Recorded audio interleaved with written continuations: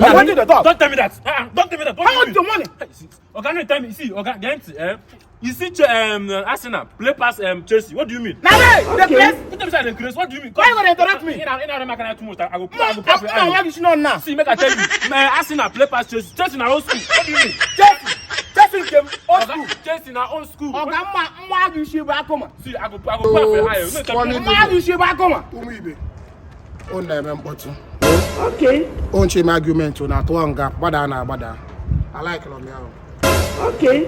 What did you talk? No, I go say don't tell me this thing. Okay, I said just we play pass. Okay, Arsenal play past Chelsea. No, tell me that thing. Don't tell me that. What do you mean? Mama, you sure? Don't apply for me because of ordinary Chelsea. Mama, you sure? Where the old school? What don't fuck up? Now they talk rubbish. I think I want to you. Mama, you sure? Not Arsenal play past Chelsea. No, tell me that.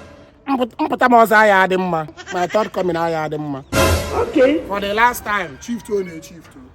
See, if not this situation why they chop, by now me in front of the digger I'm here. Okay. I make nonsense. So. I couldn't talk that kind of thing. Okay, if you hate, what can be said? Just as we play more pass. I don't like what I hate. I don't tell you say Arsenal play past Chelsea. Chelsea na also fire you. You tell me don't fire me. You don't will fire you too. Oh, not too much. I go carry some point for face. See this guy. Who are you? Do you know me? Oh, someone, do you know me? Are you correct? Do you know me? You don't correct? Do you know me? Oh, someone. Do you know me? Don't tell me that. Do you know me? So many people. No, nketa na ebe na nketa na abo. Okay. Okay. See anyway people. I'm about to argument. Arsenal is better than Chelsea. Don't worry. What I meant, I'm not saying. I'm okay, that's it. Yes. Now go here. Hey, you know the show now. So, keep on name is. What's that? Go about Arsenal follow come. Okay, what Chelsea? I'm not doing it. I said that. Okay. Go here, facing. One back. Okay. Come on, Ghana face also. On the argument, on Ghana face. Now, I trust Chelsea. Nah, I trust Arsenal.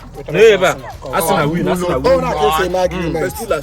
Arsenal win. Yes, Arsenal.